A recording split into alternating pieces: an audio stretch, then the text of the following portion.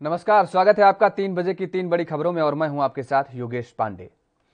Corona से मरने वाले सभी लोगों के परिवार को 4 लाख रुपए मुआवजा देने की मांग पर सुप्रीम कोर्ट ने केंद्र से जवाब मांगा है। याचिका में यह भी कहा गया है कि मरने वाले लोगों की मृत्यु प्रमाण में मौत का सही वजह दर्ज की जानी चाहिए ताकि उनके परिवार को मुआवजा मिल सके। कोर्ट ने आज केंद्र को जवाब देने के लिए 10 दिन का समय दिया है और मामले की 11 जून को सुनवाई के लिए लगाने के निर्देश भी दिए गए हैं। सुप्रीम कोर्ट ने इस मसले पर 2 वकीलों गौरव कुमार बंसल और दीपक कंसल की तरफ से याचिका दाखिल की गई है। इनमें कहा गया है कि नेशनल डिजास्टर मैनेजमेंट एक्ट की धारा 12 में आपदा से मरने वाले लोगों के लिए सरकारी मुआवजे का प्रावधान है। पिछले साल केंद्र ने सभी राज्यों को कोरोना से मरने वाले लोगों को 4 लाख रुपए मुआवजा देने के लिए कहा था, लेकिन इस साल ऐसा नहीं किया गया है और इस पर जस्टिस अशोक भूषण और एमआर शाह की बेंच ने पूछा है कि क्या किसी राज्य ने अपने तरफ से ऐसा मुआवजा दिया है। वकील ने कहा कि ऐसा किसी राज्य ने नहीं किया है। याचिकाकर्ता के वकील ने आगे कहा है कि अस्पताल से मृतकों को सीधा अंतिम संस्कार के लिए ले जाया जा रहा है, न उनका पोस्टमार्टम होता है और न ही डेथ सर्टिफिकेट में लिखा जाता है कि मृत्यु का कारण कोरोना था। ऐसे में अगर मुआवजे की योजना शुरू भी होती है तो लोग उसका लाभ नहीं ले पाएंगे।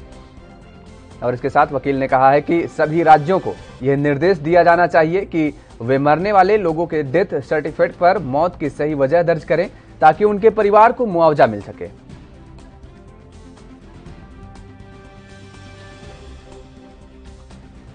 तो कोरोना से मरने वाले सभी लोगों के परिवार को 4 लाख रुपए मुआवजा देने की मांग पर सुप्रीम कोर्ट ने केंद्र से जवाब मांगा है। याचिका में कहा भी गया है कि मरने वाले लोगों के मृत्यु प्रमाण पत्र में मौत की सही वजह दर्ज की जानी चाहिए ताकि उनके परिवार को मुआवजा मिल सके।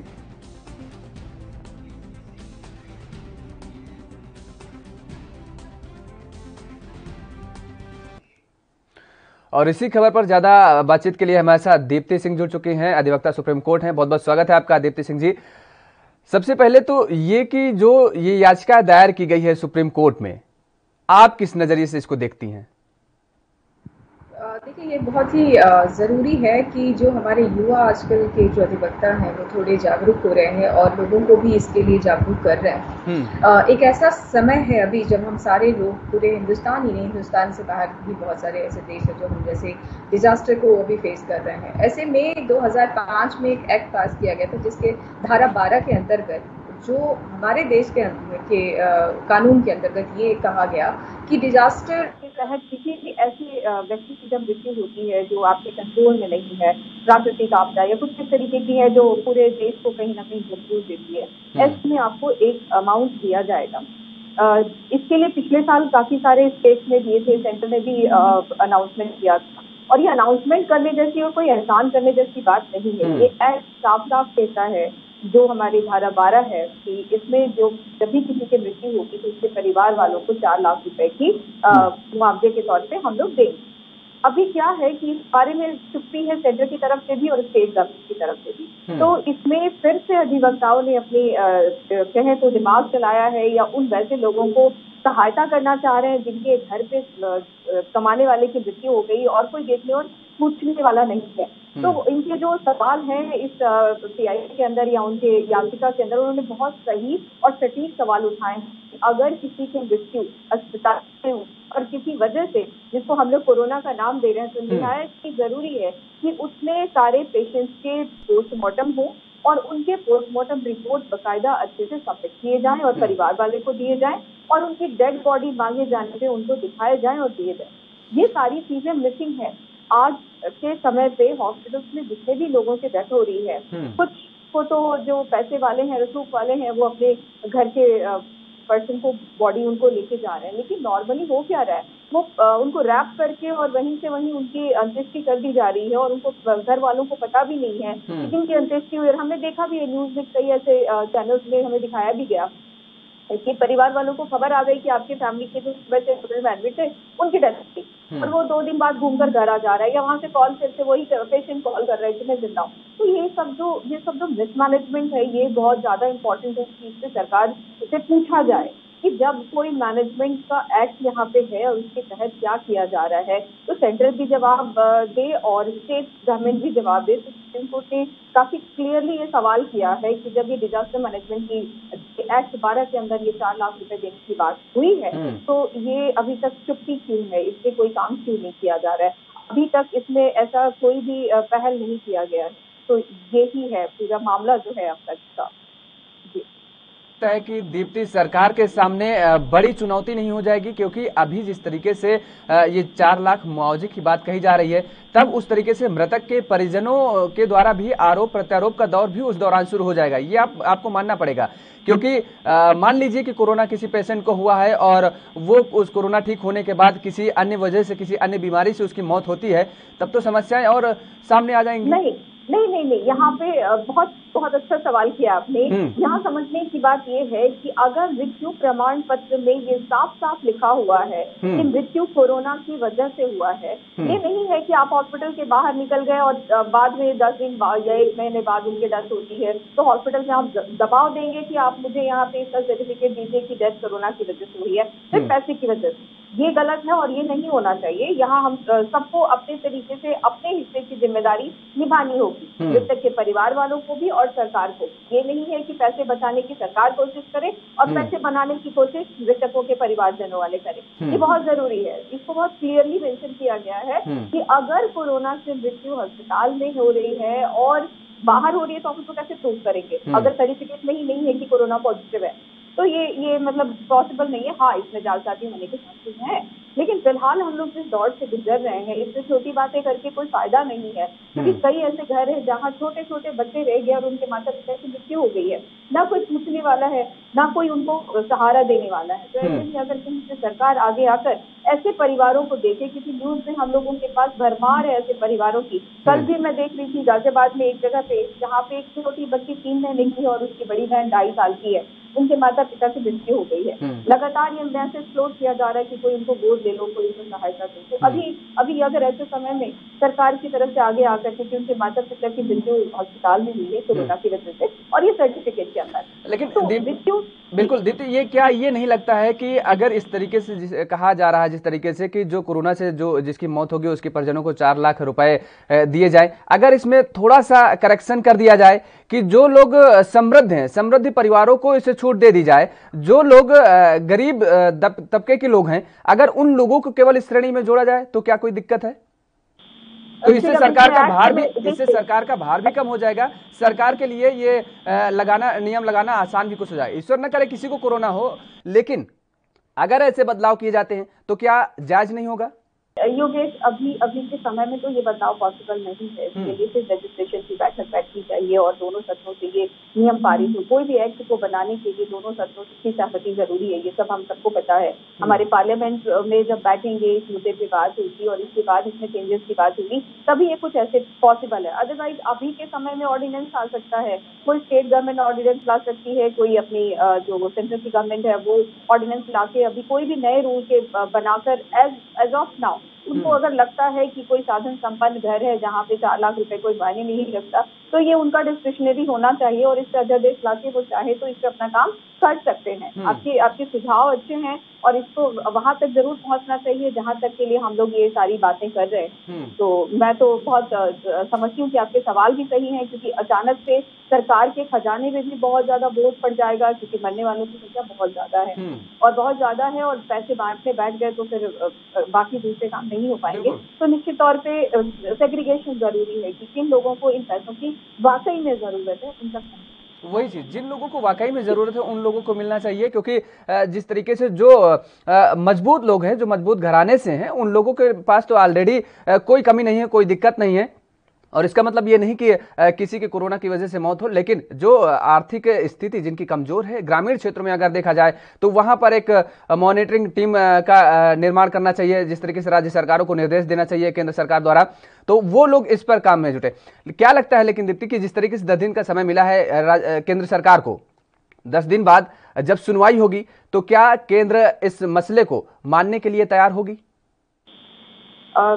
मानना तो चाहिए, क्योंकि देखिए एक्ट पास है और उसमें कुछ कहने जैसा नहीं है। आपकी वाली बात मुझे समझ में आ रही है कि सरकार के खजाने पे अचानक बोझ बढ़ने वाला है, तो हो सकता है कि इसमें टालम टोल हो और ये फिर लोगों को मुआवजा मिलने में यहाँ तो ऐसे भी सालों लग जाते हैं। पर इस पे एक चीज जरूर देखने की है कि जिन परिवारजनों के 50 लाख रुपए देकर वो अस्पताल और बड़े बड़े अस्पतालों में जाकर उनकी डेथ हुई है, उनको 4 लाख रुपए किस काम के हैं। तो हमें समाज में जो इक्वलिटी है, जहाँ पे इक्वलिटी का मतलब ये नहीं कि बराबर बराबर बांटी, जिनको जरूरत है उस हिसाब से वो 4 लाख रुपए वहां तक पहुंचे जिनको वाकई जरूरत है। ये बहुत बहुत इंपॉर्टेंट है और ये एक्ट बाद में आगे इसमें इसको कहा भी गया है अच्छे से क्लियरली कि वैसे सारे एरियाज में जहाँ की लोगों के पास खाने रहने की व्यवस्था खत्म हो जाती है, डिजास्टर मैनेजमेंट एक्ट यही कहता है।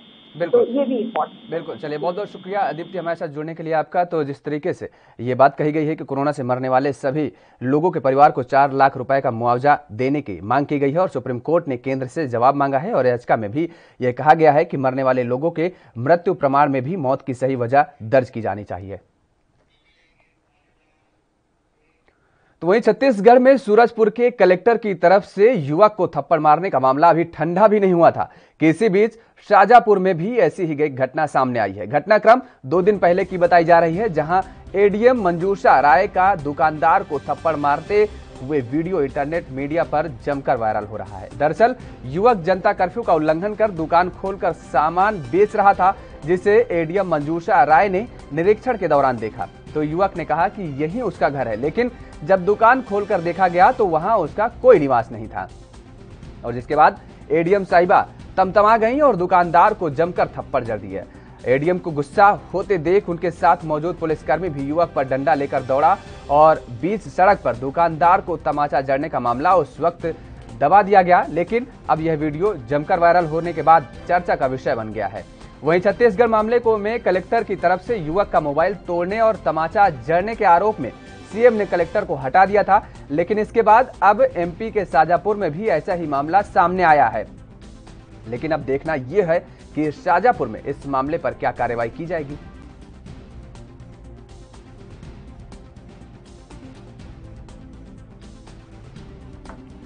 तो यह मामला सामने आया है एक बार फिर से छत्तीसगढ़ में सूरजपुर के कलेक्टर की तरफ से जिस तरीके से युवक को थप्पड़ मारा गया था और वैसे ही एक मामला और सामने आया है। यह वीडियो वायरल होने के बाद चर्चा का विषय बना हुआ है और छत्तीसगढ़ मामले में कलेक्टर की तरफ से युवक का मोबाइल तोड़ने और तमाचा जड़ने के आरोप में सीएम ने कलेक्टर को हटा दिया था। लेकिन अब सवाल उठ रहे हैं कि क्या इस घटना के बाद भी एमपी के शाजापुर में भी ऐसा ही मामला जो सामने आया है उस पर कार्रवाई की जाएगी।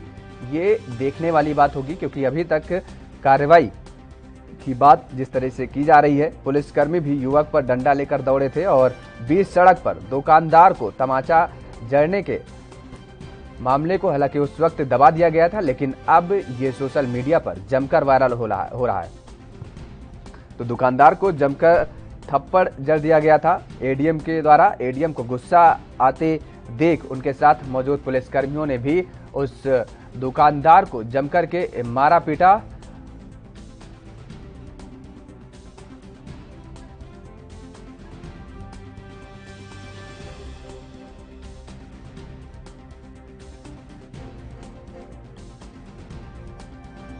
तो एडीएम मंजूषा राय का दुकानदार को थप्पड़ मारते हुए वीडियो इंटरनेट मीडिया पर अब जमकर वायरल हो रहा है। दरअसल युवक जनता कर्फ्यू का उल्लंघन कर दुकान खोलकर सामान बेच रहा था, जिसे एडीएम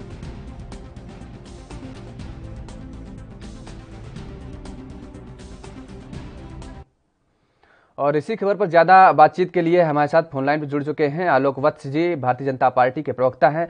बहुत बहुत स्वागत है आपका। आलोक जी, जिस तरीके से अब ये जो घटनाएं सामने आ रही हैं, पहले छत्तीसगढ़ और अब ये मध्य प्रदेश से जो घटना सामने आई है, क्या इन लोगों ने दबंग मूवी देख ली है? क्या दबंग बनने का इन लोगों का जो रौब झाड़ रहे हैं, अब दबंग बनते नजर आ रहे हैं सब?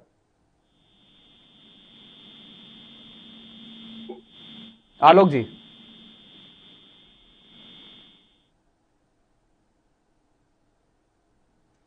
चलिए संपर्क नहीं हो पा रहा, फिर से संपर्क करने की कोशिश करेंगे।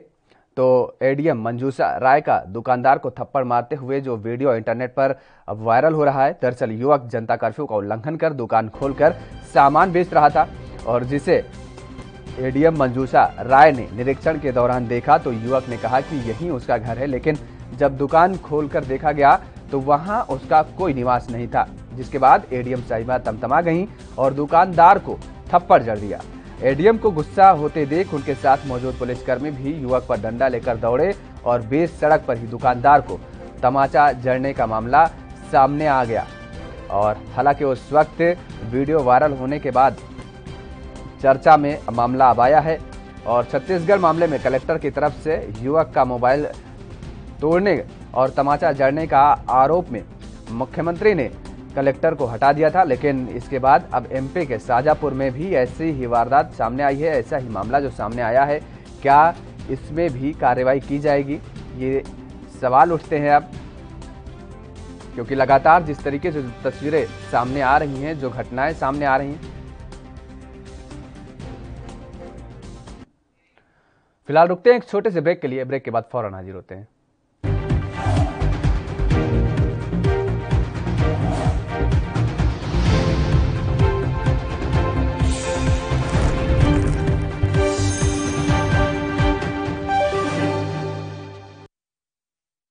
क्या आप दुबले पतले कमजोर हैं? आपकी सेहत नहीं बनती, भूख कम लगती है, वजन नहीं बढ़ता।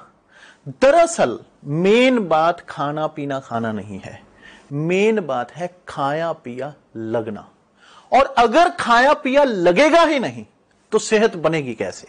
इसलिए हमारी संस्था सन्यासी आयुर्वेदा ने एक ऐसी दवा बनाई है जो कि आपके पाचन तंत्र को, आपके लीवर सिस्टम को ठीक करने का काम करती है, ताकि आप जो भी खाएं उसका पूरे का पूरा निचोड़ आपके शरीर को लगे, आपकी भूख बढ़े, खाया पिया सही से लगे, नया खून बने, हड्डियों में जान आए, वजन बढ़े, ताकत बढ़े, चेहरे पर नूर आए और आप मोटे तगड़े खूबसूरत पर्सनैलिटी के मालिक बन जाए। यह दवा पूरी तरह से आयुर्वेदिक होती है। इसका शरीर पर कोई भी साइड इफेक्ट, कोई भी नुकसान या दुष्प्रभाव नहीं होता। लड़के लड़कियां दोनों इसका इस्तेमाल कर सकते हैं और पहले 15 दिन के अंदर ही आपको इसका असर महसूस हो जाएगा। सिर्फ 650 रुपए की पूरे 1 महीने की दवा होती है और आप इसे घर बैठे 01145454545 पर फोन करके दवा मंगवा सकते हैं।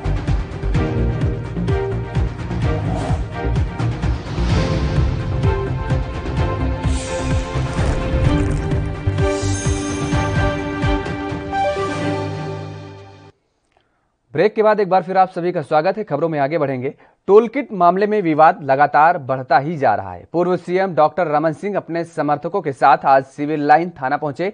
रमन सिंह टोल किट मामले को लेकर सरकार के खिलाफ सिविल लाइन थाने के बाहर पहुंचकर धरना दे रहे हैं। डॉक्टर रमन के साथ बीजेपी प्रदेश अध्यक्ष विष्णुदेव राय, बीजेपी प्रतिपक्ष धर्मलाल कौशिक, विधायक बृजमोहन अग्रवाल, पूर्व मंत्री राजेश मूणत सहित सैकड़ों की संख्या में बीजेपी नेता सिविल लाइन थाना पहुंचे हैं और धरना दे रहे हैं। बता दें कि टोल किट मामले में एनएसयूआई के प्रदेशाध्यक्ष आकाश शर्मा की शिकायत पर सिविल लाइन थाना पुलिस ने पूर्व सीएम डॉक्टर रमन सिंह समेत बीजेपी के राष्ट्रीय प्रवक्ता संबित पात्रा के खिलाफ गैर जमानती धाराओं में अपराध दर्ज किया था, जिसके बाद सिविल लाइन थाना पुलिस ने नोटिस जारी कर पूर्व सीएम डॉक्टर रमन को निर्देशित किया था कि 24 मई को उनके निवास पर टीम आएगी, जिस पर वे अपनी मौनश्री विहार स्थित निवास पर उपस्थित रहें। और बता दें कि पुलिस ने बीजेपी नेता संबित पात्रा को भी रविवार को थाना में उपस्थित होकर और वीडियो कॉन्फ्रेंसिंग के माध्यम से अपना बयान दर्ज कराना था, जिस पर पात्रा के वकील ने ईमेल के माध्यम से जवाब देकर पात्रा के बयान देने में असमर्थता व्यक्त की थी और रायपुर पुलिस से आगे की तारीख मांगी है। इस पर विचार किया जा रहा है।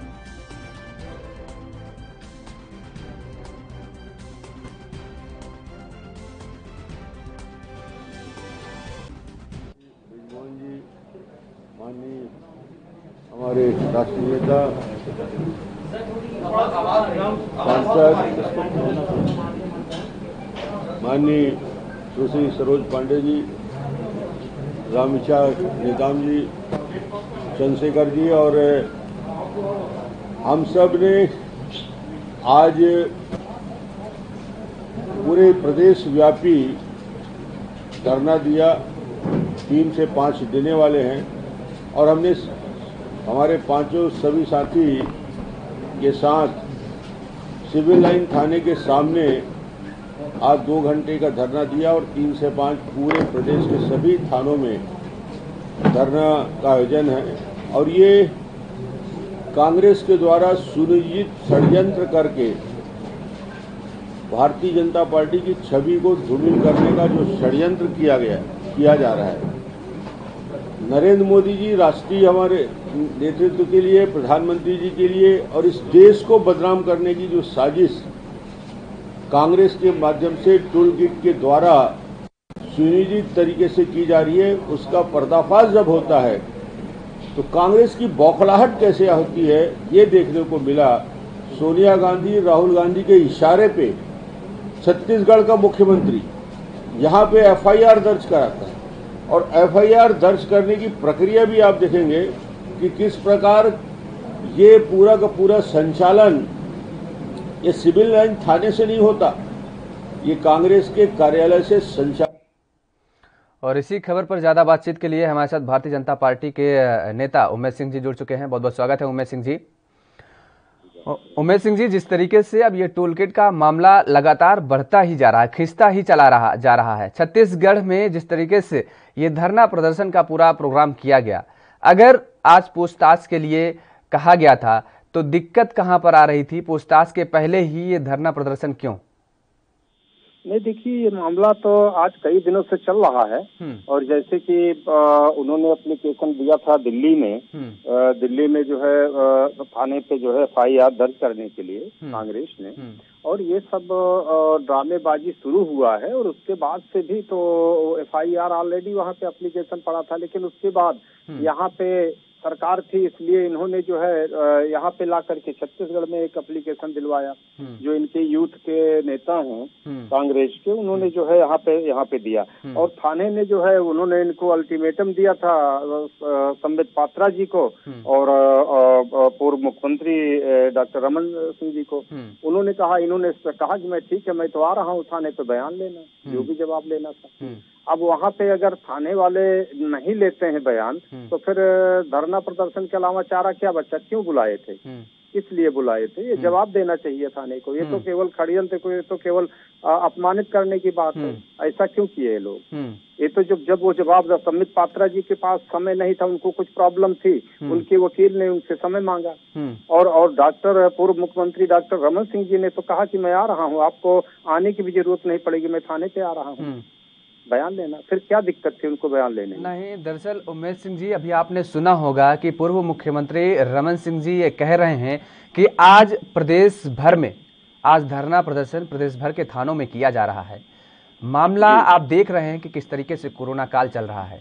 अगर पुलिस टीम ने कहा था कि हम आपके घर पर आएंगे, बयान दर्ज करेंगे, तो घर पर आने पर बयान दर्ज करने में दिक्कत कहां पर आ रही थी? और जिस तरीके से जो प्रदेश का नेतृत्व, प्रदेश अध्यक्ष के जिम्मेदारी वहां पर है, वहां पर वो निर्देश दे रहे हैं कि आप प्रदेश भर के थानों में अलग अलग जगह धरना दीजिए, कहां तक जायज है, आप बताइए। देखिए, धरना देने के लिए कोई उत्साहित नहीं करता है। धरना जो है एक अपने उससे उनका अपना जो बयान था उससे वो तैयार रहे और उन्होंने आने के बजाय खुद जो है जाने को तैयार हुए कि हमारे ऊपर अगर एफआईआर है तो मैं आने को तैयार हूँ थाने पे, कोई दिक्कत नहीं है।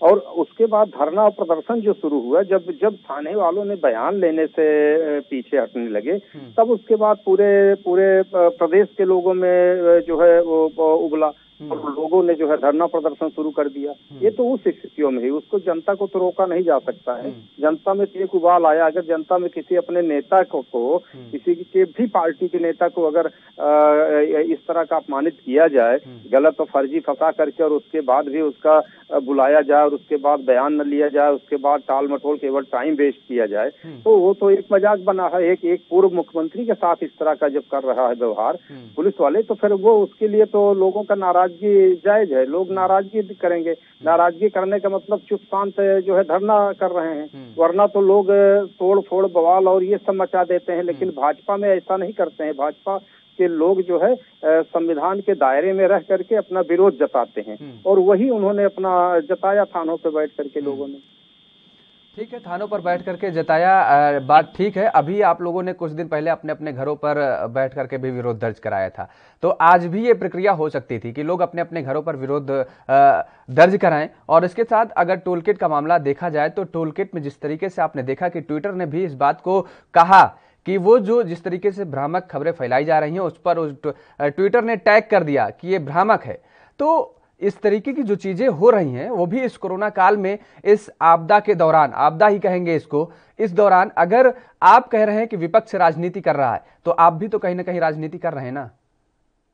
तो बड़ा स्पष्ट कहूंगा, आपके एएनबी चैनल के माध्यम से पूरी एकदम बेबाक कि इस तरह का जो केस ये आया है इसको पूरा एकदम स्पष्ट होना चाहिए, इसकी जांच होनी चाहिए, इसमें जांच में किसी भी तरह से कोई एजेंसियां पीछे न हटें और ये दूध का दूध पानी का पानी स्पष्ट करें ये किसकी गलती है।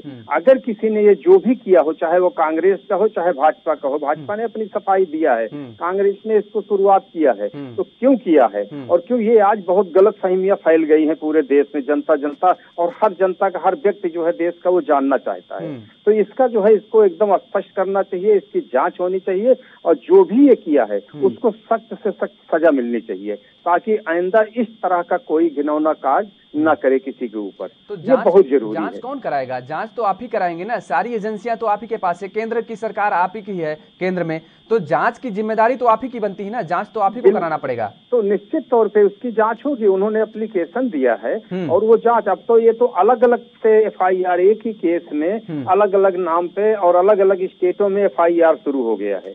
ये समझ में नहीं आया है, ये क्या का न्याय है। एक केस में एक बार एप्लीकेशन पड़ चुका है, एप्लीकेशन दे चुके हैं, उसके ऊपर जो है उसकी जांच हो रही है, तो उसके बाद ये इस तरह से होने लगेगा तो अपने ये 36 प्रदेशों में अलग अलग जो है एफआईआर दर्ज होने लगेगा। नेताओं की बयानबाजी नहीं रुक रही ना उमेश सिंह जी, नेताओं की बयानबाजी नहीं रुक रही ना। अगर ये जांच का विषय है तो नेताओं को वहीं पर थम जाना चाहिए, वो चाहे भारतीय जनता पार्टी के नेता हो चाहे कांग्रेस के नेता हो, दोनों का वार प्रतिवार जारी है लगातार। तो अब इन लोगों को आपस में रुकना चाहिए ना। मैं इस पे आपसे बिल्कुल सहमत हूँ कि किसी को भी, मैंने कहा ना कि वो चाहे हमारी पार्टी का हो, भाजपा का हो, कांग्रेस का हो, राष्ट्रीय जनता दल हो, सपा का हो, बसपा, किसी भी पार्टी का हो, लेकिन अगर जहाँ इस तरह से भ्रामक चीजें आ जाती हैं उस पे अगर एप्लीकेशन पड़ा है तो उसकी एकदम निष्पक्ष जांच होनी चाहिए और इस तरह के काम करने वालों को सजा मिलनी चाहिए। बिल्कुल, ताकि आइंदा इस तरह का काम ना हो। बिल्कुल, चलिए बहुत बहुत शुक्रिया आपका हमारे साथ जुड़ने के लिए। तो जिस तरीके से अब छत्तीसगढ़ का मामला है जहां पर